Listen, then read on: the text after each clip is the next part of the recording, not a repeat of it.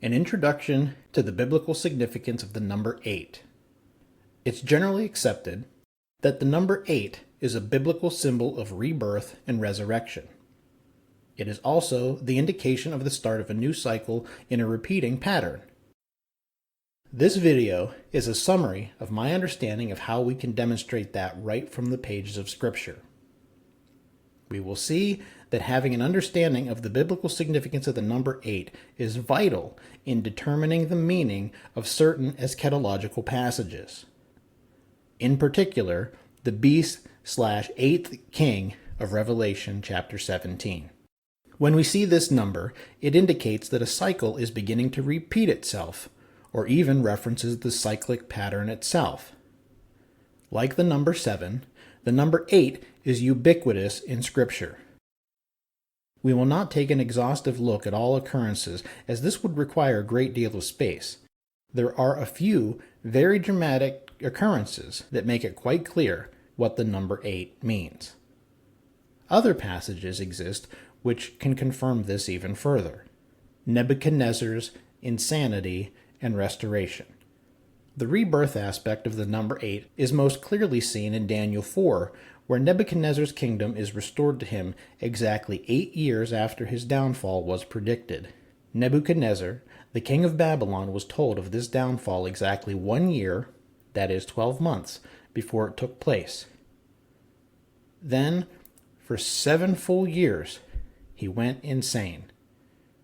It was only by the providence of God that his kingdom withstood his madness. God told him that his stump would be preserved with bronze and iron. And it was. And then it was restored after he humbled himself.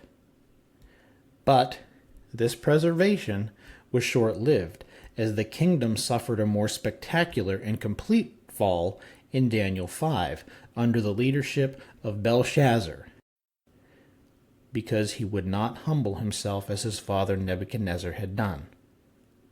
The fourth beast of Daniel 7. Yet even that wasn't the end of Babylon. After a period of peace and restoration under Medo-Persia, its spirit rose again in the form of Greece and the Greco-Syrian king Antiochus IV Epiphanes. Antiochus was symbolically an 8th king in Daniel 7. He was literally the 11th horn, but he had uprooted 3 horns before it. That Antiochus is the little horn of Daniel 7 is contested by many conservative scholars, but I feel it can be proven beyond the shadow of a doubt that this identity is correct. A demonstration of this can be found in my article, A Response to Don K. Preston, The Timing of the Coming of the Son of Man in the Book of Daniel, under the section heading Daniel's 4 Kingdoms. Like Nebuchadnezzar's kingdom, this fourth beast is associated with bronze and iron. The fourth beast had teeth of iron and claws of bronze. In the previously mentioned article, under the section regarding iron and bronze, as argued with an exhaustive scriptural look at the messianic significance of bronze and iron when used together in isolation from other metals, this signifies that the teeth and claws were parts of the beast that were preserved and not destroyed along with its body. They would remain along with the previous 3 still living yet disenfranchised beasts. The teeth and claws, symbolizing the head and feet, that is, generally thought to represent thoughts and deeds, were awaiting a day when their body, that is, their earthly authority, would be restored, compared to the exchange of power described in Revelation chapter 17, verses 13 and 17. The 8th generation of Adam through Cain. Another significant occurrence of 8 in conjunction with bronze and iron is in Genesis 4. Here we find the account of the 8th and final recorded generation of Adam through Cain. Cain's line is, of course, laden with sin. Tubal-Cain, the 3rd son of Lamech, was a member of this 8th generation. He was a worker of iron and bronze. The implied 8 and reference to bronze and iron here suggests the repeating cycle with which Cain's bloodline would be characterized by dreadful sin. If attributing messianic significance to Lamech's children sounds like wild speculation, consider the following. Cain is associated with sevenfold vengeance. Lamech boasts of his 77-fold self-vengeance. Lamech is also the seventh descendant of Adam through Cain. Note, the New Testament writers noticed that the Enoch of Seth's line was seventh from Adam.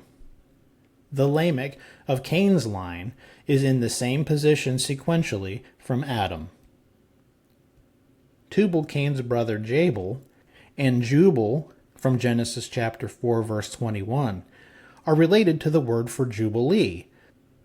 The year of Jubilee was the year after a sevenfold period of 7-year periods, that is, 49 years.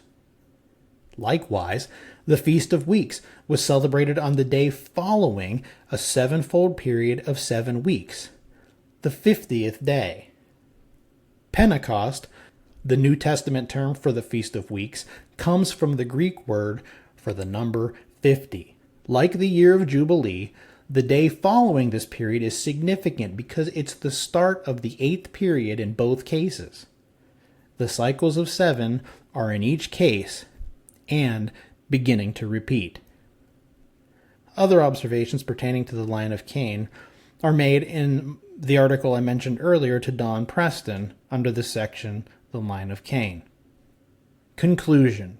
Here, we've seen 3 separate occurrences of the number 8 in conjunction with bronze and iron in isolation from mentions of other possible metals.